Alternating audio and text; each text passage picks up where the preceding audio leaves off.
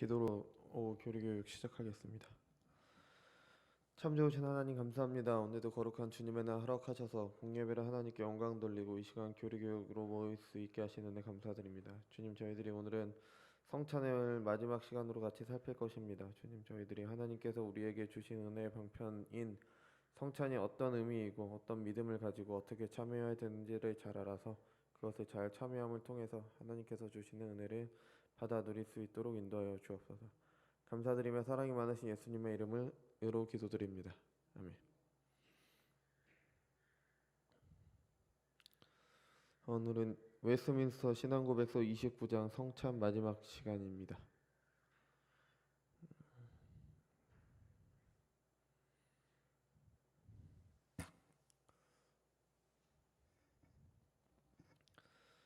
어릴 때 어른들이 성찬을 행하는 모습을 보면서 참여하고 싶다라는 생각을 막연하게 한 적도 있습니다. 그래서 학습이라고 하죠. 유아 세례를 받고 난 사람이 적정 연령이 되면 입교를 하는데 그것을 우리는 학습이라고 이야기를 합니다. 그래서 학습한 후에 성찬에 참여를 하게 되었습니다. 그리고 아주 많은 성찬에 참여했습니다. 많은 성찬에 참여했는데 그런데 되돌아보면은 심지어 신대원에 다닌 이후에도 성찬의 의미를 제대로 알지 못하고 참여했던 적이 대부분입니다. 그냥 하나의 의식처럼 생각하고 참여했을 때가 많았습니다. 그런데 성경은 우리에게 성찬의 의미에 대해서 분명히 말을 해주고 있습니다. 그러니까 성찬의 의미에 대해서 말을 해주고 있다는 것은 우리가 알아야 된다는 거죠. 그러니까 알고 참여를 해야 된다는 겁니다. 그래서 알고 참여를 해야 되는데 제대로 알지 못하는 것은 우리의 책임인 거죠. 그래서 알고 제대로 참여해야 성찬을 통해 주시는 은혜를 풍성하게 누리게 됩니다. 오늘은 왜 그런지 오늘 내용을 보면 이제 같이 알게 됩니다. 스코틀랜드 신앙고백서 22조는 이렇게 말합니다. 성례전이 제정된 목적을 교역자와 수찬자가 다 같이 이해하고 주의할 필요가 있다. 교역자는 행하는 사람, 집행하는 사람이죠. 수찬자는 성찬에 참여하는 사람, 그러니까 수찬자, 성찬을 받는다. 그런 의미가 되겠죠. 그러니까 집례하는 사람이나 참여하는 사람이나 모두 그 의미를 잘 알고 이제 주의할 필요가 있습니다.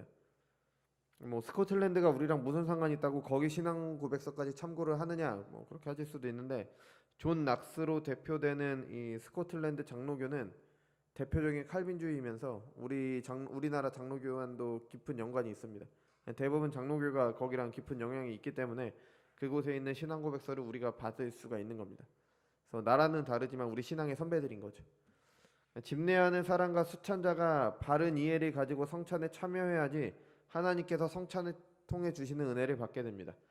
음악이나 미술에 전혀 조예가 없는 저는 클래식 콘서트나 미술관에 가도 그냥 아름답다, 예쁘다, 이 정도에서 끝나지만 음악을 좀 아시고 미술에 대해서도 아시는 분들은 그것을 보면서 저보다는 훨씬 더 깊은 감명을 받게 되겠죠. 성찬도 마찬가지입니다. 아는 만큼 하나님께서 주시는 은혜를 누리게 되는 거죠. 그냥 참여만 한다고 되는 게 아닙니다. 그거는 성찬의 의미를 잘못 아는 거죠.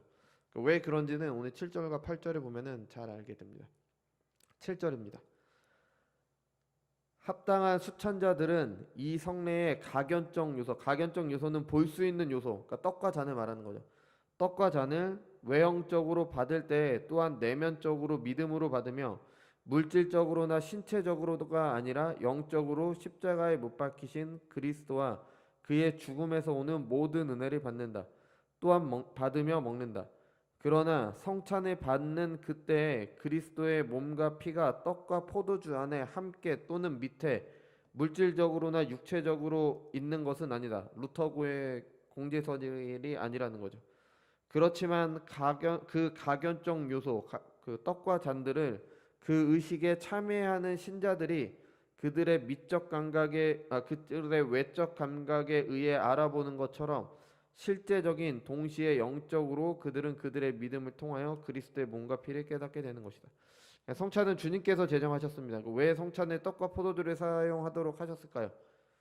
이거는 아무런 의미가 없는 것이 아닙니다.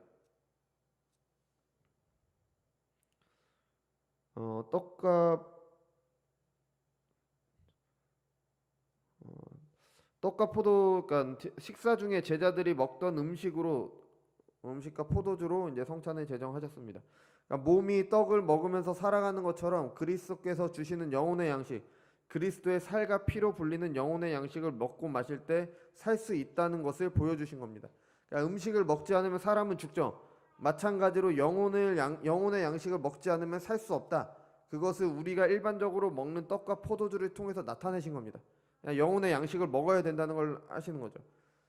그러니까 사람이 살기 위해 떡과 잔을 실제로 먹고 마셔야 하는 것처럼 신자가 살기 위해 그리스도께서 주시는 영적인 양식을 먹고 마시는 것, 다른 말로 하면 그리스도의 몸과 피를 참여하는 것도 실제적인 겁니다. 그게 실제적으로 있어야 된다는 것을 우리가 먹고 마심을 통해서 나타내는 겁니다. 이것을 떡과 그 다음에 잔을 마시는 외적 감각으로 받아들일 수 있도록 한 거예요. 그게 바로 성찬인 겁니다. 우리 손으로 떡을 찢고 잔을 들고 입으로 먹고 마시는 그 감각으로 그리스도의 몸과 피에 참여한다는, 실제 참여한다는 것을 우리에게 보여주는 거죠. 이 의미를 아는 신자들은 성찬을 통해 그리스도의 몸과 피에 참여한다는 확신을 가지고 참여하게 됩니다. 그래서 믿음이 없으면은 이 성찬은 아무런 의미가 없는 겁니다. 가견적이라고 볼 수 있는 요소, 그러니까 눈에 보이는 요소, 떡과 잔을 받을 때 내면적으로 믿음으로 받게 되는 거예요. 우리가 보이지 않는 그리스도의 살과 피를 믿음으로 받게 되는 겁니다. 외적으로 눈에 보이는 떡과 잔을 받을 때 믿음으로 보이지 않는 그리스도의 몸과 피를 받게 되는 거죠. 믿음으로 받지 않으면 떡과 잔은 아무런 의미가 없습니다. 이런 의미를 알고 믿음으로 참여할 때 실제 그리스도의 몸과 피에 참여하는 은혜를 누리게 되는 겁니다. 그러니까 그냥 의식에 참여하는 게 다가 아니라 믿음으로 그것에 참여를 해야 되는 겁니다. 이런 걸 알고 내가 정말 실제로 그리스도의 몸과 피에 참여한다는 의식을 가지고 참여를 해야지 그게 우리에게 은혜의 방편이 되는 거죠. 성찬의 의미를 모르고 참여하면 깊은 은혜를 누리지 못하는 이유가 바로 이것입니다.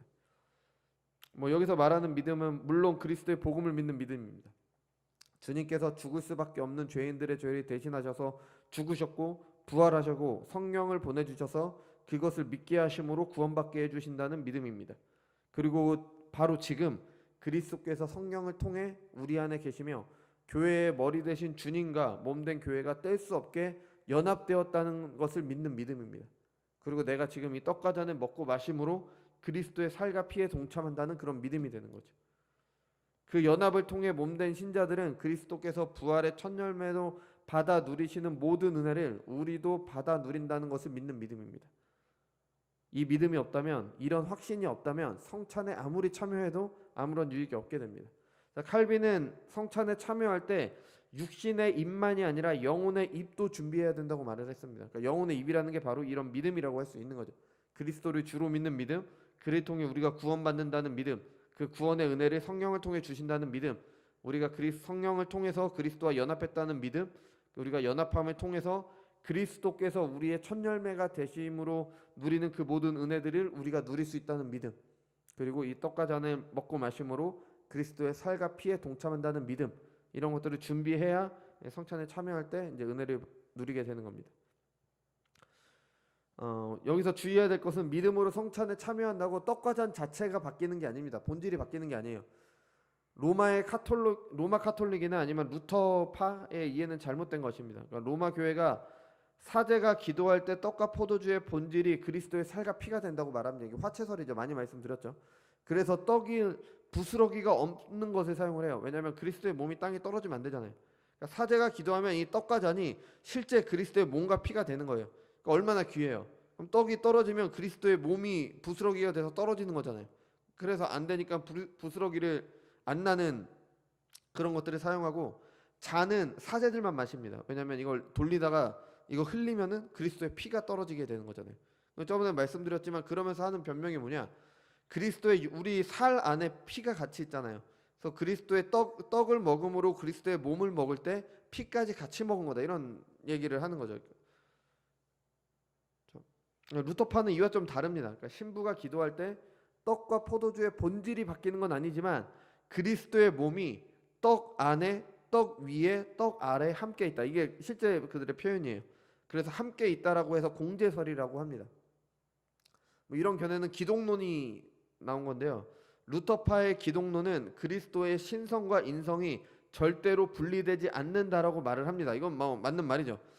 참 사람이신 그리스도의 몸은 하나님 우편에 계십니다. 하지만 인간처럼 한 장소에 있을 수밖에 없어요. 예수님께서는 인성을 따라 하나님 우편에 계십니다. 그게 인성을 따라서 계시는 거예요. 근데 예수님께서는 신성을 따라 온 세상에 계십니다. 이걸 편재라고 하잖아요. 그러니까 그 떡과 잔에도 그리스도의 몸이 함께 하실 수 있다라고 이렇게 말합니다. 그러니까 신성이 이 떡과 잔에 임하면은 인성도 따라와서 그 떡과 잔에 임합니다. 이렇게 설명을 하는 거예요. 근데 이거는 잘못된 이해입니다. 참 하나님의 참 하나님 되신가 참 사람 되시면 분리될 수 없습니다. 그건 맞습니다. 근데 그렇다고 해서 이 신성이 그리스도의 인성에게 영향을 주는 게 아니에요. 신성이 모든 곳에 계시다고 해서 인성이 그것을 따라서 모든 곳에 계시는 게 아닙니다. 인성은 인성대로 하나님의 인성을 따라서 하나님 우편에 계시고, 신성을 따라서는 모든 곳에 계시는 겁니다. 이게 그리스도라는 한 인격 안에 있기 때문에 뭐 서로에게 이렇게 함께 연합되어 있는 거지, 뭐 그리스도의 신성이 인성에게 영향을 줘서 제3의 그런 걸 만들어내는 게 아닙니다. 이게 왜 중요하냐면, 신성과 인성이 섞였다 이렇게 서로 영향을 줄 수 있다라고 하면은, 예수님께서 사람을 대신해서 십자가에 달려 못 박히신 거는 참 사람으로 십자가에 달리셔야 했습니다. 그러니까 인성이 훼손돼서는 안 되는 거예요. 근데 신성이 인성을 변화시키면 사람으로 십자가에 달리신 게 아닌 게 됩니다. 그래서 이건 이해를 좀 잘 해야 됩니다. 그러니까 신성이 인성을 바꿀 수가 없는 거죠. 그러니까 사람도 아니고 신도 아닌 어떤 존재로 돼버리는 게 아닙니다. 그러니까 인성을 따라 하나님 우편에 계시고, 물론 그곳이 어디인지 우리 눈으로는 볼 수 없습니다. 뭐 하나님 우편이라는데 그게 뭐 어느 하늘인지 잘 모릅니다. 근데 하지만 하나님 우편에 계시고, 승천하신 주님께서 약속대로 다시 오실 때까지 그것은 변함이 없습니다. 요한복음 12장 8절입니다. 가난한 자들은 항상 너희와 함께 있거니와 나는 항상 있지 아니하리라 하시니라. 이런 말씀도 하셨죠. 28장 20절입니다. 내가 너희에게 분부한 모든 것을 가르쳐 지키게 하라. 볼지어라 내가 세상 끝날까지 너희와 항상 함께 있으리라 하시니라. 아멘. 그러니까 이게 모순되는 말이죠. 가난한 자는 항상 너희와 함께 있는데 나는 너희와 함께 있지 않다. 그러니까 뭔가 떠나신다는 얘기잖아요. 근데 마태복음에서는 내가 세상 끝날까지 항상 너희와 함께 있을 것이다. 그러니까 약간 모순되는 말씀을 하시는데 이게 모순이 아닙니다. 인성을 따라 참 사람이신 그리스도의 몸은 하나님 우편에 계시지만, 신성을 따라 참 하나님이신 그리스도께서는 온 세상에 계시기 때문에 또 성령을 통해 우리와 함께 하실 것을 말씀을 해주시는 겁니다. 주님께서는 지금 이 자리에도 우리와 당연히 함께하고 계십니다. 하지만 지금 우리가 주님께서 사시던 갈릴리 바다와 그가 죽으신 골고다 언덕으로 올라간다고 해도 예수님의 몸은 만나볼 수가 없습니다. 그거는 하나님 우편에 계시기 때문에. 그렇지만 우리와 함께 계십니다. 이것이 성경이 말하는 바죠. 그러니까 이 세상 어느 존재도 주님과 같지 않기 때문에 우리에게는 신비한 영역일 수밖에 없습니다. 근데 성경이 말하는 바 그대로 우리가 믿을 뿐이죠. 그러면은 신자들은 떡과 잔이 그리스도의 몸과 피가 되는 게 아니라면은 하나님 우편에 계신 그 그리스도의 몸에 신자들이 어떻게 참여할 수 있냐? 성령의 은혜로 되는 겁니다. 그러니까 칼빈은 이렇게 말합니다. 성찬에서 떡과 포도주의 믿음으로 참여할 때 성령께서 우리의 영혼을 끌어올리셔서 하나님 우편에 계신 그리스도의 몸에 참여하게 하신다. 그러니까 십자가 사건은 지금으로부터 약 2000년 전 우리랑 멀리 떨어진 팔레스타인 지역에서 있었던 일입니다. 근데 그 일의 효력이 시간과 공간의 지배를 받지 않으시는 성령께서 그 은혜를 우리에게 지금 전해주십니다. 마찬가지로 신자가 믿음으로 성찬에 참여할 때 성령께서 그 영혼을 끌어올리셔서 하나님 우편에 계신 그리스도의 몸과 피에 영적으로 참여하도록 하는 겁니다. 그러니까 로마 교회의 화채설이나 루터파의 공제설은 모두 하늘에 계신 그리스도의 몸을 끌어내리는 거예요. 이 떡과 잔으로 끌어내리는 겁니다. 근데 아닙니다. 그 성령께서 우리의 영혼을 하늘에 계신 그리스도께로 끌어올리는 겁니다. 뭐 실제 우리의 영혼이 이렇게 빠져나가서 가는 게 아니라 영적으로 그렇게 연합시켜 주시는 겁니다. 그래서 성찬에 참여하는 사람이 믿음으로 받아 먹고 마실 때, 중요한 건 믿음으로 받아서 먹고 마실 때 성령을 통해 그리스도께 영적으로 몸과 피에 참여하게 되는 거죠. 이게 바로 성찬인 겁니다. 그래서 성령께서 우리 영혼을 끌어올리신다고 해서 뭐 황홀경이나 그런 게 아닙니다. 그냥 떡과 잔을 받아 믿음으로 먹고 마실 때 실제적으로 이루어지는 거지만 영적인 것이기 때문에 우리의 감각으로는 알 수 없습니다. 그래서 그것을 나타내는 떡과 잔을 먹고 마시는 감각을 통해 우리가 그리스도의 몸과 피에 참여한다라는 걸 느끼도록 나타내도록 하기 위해 있는 것이 바로 성찬입니다. 그래서 성찬에 참여할 때 이런 의미를 알고 땅의 것이 아니라 위의 것을 생각하며 참여를 해야 되는 거죠. 기쁨으로 참여해야 되지만 그리스도의 몸과 피에 참여한다는 믿음으로 경건하게 참여를 해야 됩니다. 다음 8절입니다. 비록 무지하고 사악한 사람이 이 성례의 외적 요소를 받는다고 할지라도 그들은 그 요소가 의미하는 바의 것을 받는 것은 아니다. 그러나 그들은 그 성례에 합당치 못하게 참여함으로 해서 주님의 몸과 피를 범하는 죄를 지어 자신의 파멸을 자초하는 것이 된다. 그러므로 무지하고 불건건한 사람들은 모두 그리스도와 교통을 갖기에는 부적합함으로 주의 상에 참여할 자격이 없으며 그들이 무지하고 불건건한 상태에 있는데도 이 거룩한 성찬 예식에 참여하거나 참여하는 것이 허락되는 때에는 그리스도에 대하여 큰 죄를 짓게 되는 것이다.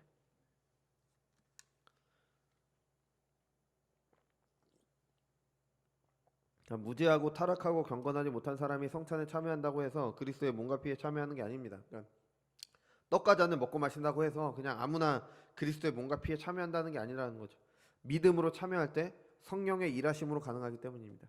그러니까 이런 사람들은 참여해서도 안 되고 참여한다면 그리스도의 몸을 범하는 죄가 됩니다.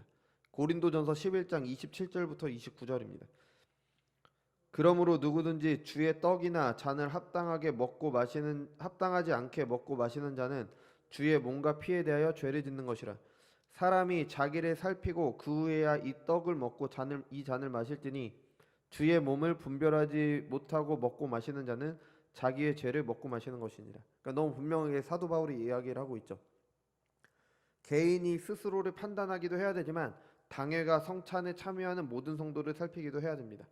그게 당회의 역할인 거예요, 본래. 그래서 무지하고 완악한 사람이 참여하지 못하도록 해야 되는 거죠. 그래서 권징의 하나가 수찬금지라는 게 있습니다. 우리나라에서는 실제로 이루어지지 않죠. 무지하다는 것은 세상 지식이 부족하다는 게 아니라 하나님과 그 아들 예수 그리스도를 아는 지식과 우리에게 허락하신 은혜의 방편인 성찬에 대한 것을 말합니다. 장로교 요리문답으로 받는 웨스트민스터 대요리문답 137문입니다. 173문입니다. 이거 해놓지 않았어요? 없어요? 해놓은 것 같은데 어디? 넘겨보세요 한번 화면. 예, 있죠? 이거요. 예, 질문 답을 안 해놨구나. 그죠? 있어요. 예, 문입니다. 신앙을 고백하고 주의 만찬을 받고 싶어하는 사람에게 성찬을 못 받게 할 수 있습니까? 답입니다. 주의 만찬의 성례를 받는 사람들은 성찬에 잠시만요. 저게 아닌데. 제가 다른 거 이거는 안 했네요. 171문만 하고. 그럼 제가 읽어드리겠습니다. 173문입니다. 신앙을 고백하고 주의 만찬을 받고 싶어하는 사람에게 성찬을 못 받게 할 수 있습니까? 신앙을 고백하고 주의 만찬을 받고 싶어하는 마음이 있을지라도 무지하거나 아주 잘못된 일이 드러나면 그들이 가르침을 받고 변화되기까지는 그리스도께서 그의 교회에 부여하신 권세로 그들로 하여금 성찬을 못 받게 할 수 있고 또 반드시 못 받게 해야 합니다. 교회에게 맡기신 겁니다. 교회가 당회가 못하게 할 수 있는 거죠. 근데 그렇게 해야 되는 겁니다. 권징의 하나로 범죄한 사람에게 여러 절차를 거쳐서 수찬금지를 하는 거죠. 근데 요즘에는 말도 안 된다고 하겠지만 이게 주님께서 교회에게 맡기신 일입니다. 이런 일이 안 이루어지니까 뭐 사람들이 교회의 권위, 예수님의 권위, 하나님의 권위를 무시하게 되는 겁니다. 성례를 어떻게 집례하는 것도 이제 교회의 순수성을 확인하는 기준이 될 수도 있습니다. 정말 그 권징이 이루어지고 있는가, 그리스도의 말씀대로 살고자 하는 그런 의식이 있는가. 뭐 단순히 뭐 누구를 벌 주고 이런 개념이 아니라 이렇게 서로의 죄를 살피고 무엇이 잘못됐는지 얘기해주고 그럼 그걸 고치기 위해서 이러이러하는 것을 하는 거죠. 물론 함부로 해서는 안 되고 당회에서 잘 지혜롭게 해야 되지만 하기는 해야 되는 겁니다. 고린도전서 11장 30절부터 32절입니다. 고린도전서 11장 30절부터 32절. 그러므로 너희 중에 약한 자와 병든 자가 많고 잠자는 자도 적지 아니하니 우리가 우리를 살폈으면 판단을 받지 아니하려니와 우리가 판단받는 것은 주께 징계를 받은 것이니 이는 우리로 세상과 함께 정죄함을 받지 않게 하려 하심이라. 그러니까 성찬에 함부로 참여했다가 병든 자와 잠든 자, 그러니까 죽은 사람도 있다고 이야기를 하는 거죠. 물론 이거는 최종 심판을 말하진 않습니다. 뭐 지옥에 갔다 그런 의미가 아니라 징계를 말하는 거죠. 세상과 함께 망하지 않도록 하기 위해서 징계를 하신 겁니다. 그렇지만 우리를 살피고 성찬에 참여하는 건 중요합니다. 그럼 무엇을 살필까요? 말씀드린 것처럼 먼저 내가 성찬 예식의 본질과 의미에 대한 바른 지식이 있는가를 살펴야 됩니다. 성찬이 무엇을 나타내고 그 시간을 통해 누리는 유익이 무엇인지 바르게 알아야 하고, 나아가서 우리가 참여할 때 아이들이 볼 거 아니에요.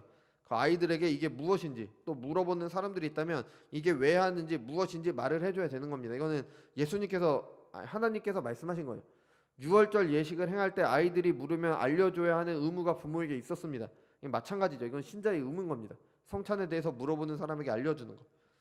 다음은 자신의 마음 상태가 성찬에 참여하기에 합당한 상태인지 살펴야 됩니다. 대오리문답 171문입니다. 주의 만찬의 성례를 받고자 하는 사람들은 성찬에 참여하기 전에 어떻게 준비해야 합니까? 답입니다.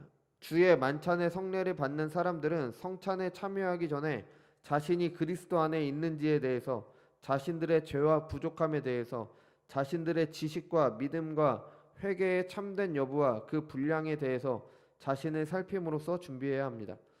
또한 그들은 하나님과 형제들에 대한 사랑에 대해서, 모든 사람을 향한 자비에 대해서, 자기에게 잘못한 사람들을 용서함에 대해서, 그리스도를 따르고자 하는 갈망함에 대해서, 그리고 그들의 새로운 순종에 대해서 점검하고, 그리고 깊은 묵상과 열정적인 간절한 기도로 이런 은혜들의 실천을 새롭게 함으로 준비해야 합니다. 뭐 너무 당연한 말들이죠, 그죠?